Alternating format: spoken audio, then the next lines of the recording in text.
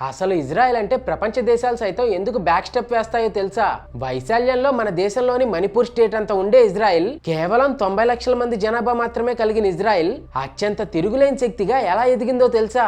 చూడటానికి చిన్నగానే ఉంది కదా అని యుద్ధానికి దిగితే మాత్రం ప్రత్యర్థి దేశానికి చుక్కలు చూపిస్తుంది. ఇజ్రాయెల్ కొట్టే దెబ్బ మాత్రం రాక్ సాలిడ్ గా ఉంటుంది. 1917 నుంచి 1948 వరకు బ్రిటిష్ రూలింగ్ లో ఉన్న పాలస్తీనా నుంచి ఒక చిన్న ముక్కగా బయటకు వచ్చి మే 14, 1948న స్వాతంత్రం సాధించిన ఇజ్రాయెల్ కి 24 గంటలు గడవక ముందే చుట్టూ ఉన్న అరబ్ కంట్రీస్ అయిన Egypt, Jordan, Syria, Lebanon, Iraq, Saudi Arabia, Yemen లాంటి దేశాలు అటాక్ చేయగా ఒంటరిగా యుద్ధాన్ని ఎదుర్కొంది. ఇప్పుడు ఉన్నట్లుగా ఇజ్రాయెల్ కి అప్పట్లో యుఎస్, యూకే సపోర్ట్ గానీ మన సపోర్ట్ గానీ లేదు.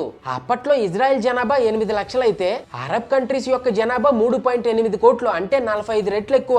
అయితే ఏంటి, పిట్ట కొంచెం కూతగనమన్నట్లు ఒంటరిగానే యుద్ధం చేసి అందరినీ ఓడించి గెలిచింది ఇజ్రాయెల్. అయితే అప్పటి నుంచి ఇప్పటి వరకు 1 కాదు 2 కాదు చేసిన అన్ని యుద్ధాలు గెలిచింది Israel.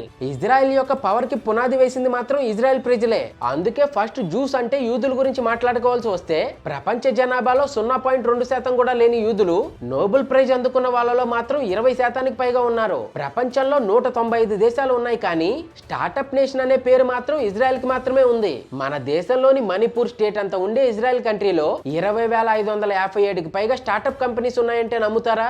USB flash drive, firewall software, PillCam capsule endoscopy and Israel startup అయిన వేజ్ అనే రియల్ టైమ్ నావిగేషన్ సాఫ్ట్వేర్ ని గూగుల్ కొనుగోలు చేసింది. ఇంకో స్టార్టప్ అయిన మొబైల్ అనే సెల్ఫ్ డ్రైవింగ్ కార్ టెక్నాలజీని ఇంటెల్ కొనుక్కుంది. ఇవే కాకుండా ఇంకెన్నో టెక్నాలజీస్ ఇజ్రాయెల్ ఈ ప్రపంచానికి అందించింది. ప్రపంచంలోని టాప్ 100 యూనివర్సిటీస్ లో 3 యూనివర్సిటీస్ ఇజ్రాయెల్ లోనే ఉన్నాయి. ఇండియాలో అయితే ఒక్కటి కూడా లేదు, అది వేరే విషయం. సొంతంగా రాకెట్స్ తయారు చేసి స్పేస్ లోకి పంపే టెక్నాలజీ 195 దేశాల్లో కేవలం 10 దేశాలకు మాత్రమే ఉంది. అందులో ఇజ్రాయెల్ ఒకటి.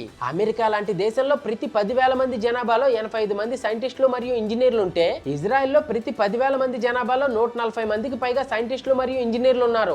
ఎన్నో రీసెర్చ్లు, ఇన్నోవేషన్లు మరియు నోబెల్ ప్రైజులు పొందడానికి ఇజ్రాయెల్ తన సెక్యూరిటీ ఫోర్స్ తర్వాత అంత పెద్ద మొత్తంలో ఎడ్యుకేషన్ కి మాత్రమే తన బడ్జెట్ ని కేటాయిస్తుంది. దీనిపై మీ అభిప్రాయాన్ని కామెంట్స్ లో తెలియజేయండి.